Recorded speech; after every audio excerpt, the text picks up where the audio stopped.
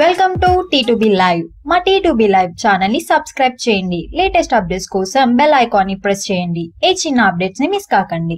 Temper, Nannaku Prematho, Janata garage లాంటి 3 వరుస విజయాల తర్వాత యంగ్ టైగర్ ఎన్టీఆర్ నటిస్తున్న లేటెస్ట్ సెన్సేషన్ జయలవకుశ.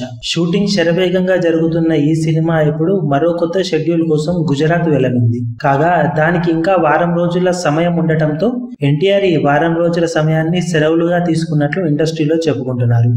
మే 8న తిరిగి యూనిట్ సభ్యులతో చేరబోతున్నాడట ఎన్టీఆర్. గుజరాత్ లో ఈ సినిమా 8 నుండి మొదలై దాదాపు 24వ తారీఖు దాకా నాన్ స్టాప్ గా జరగబోతుందట.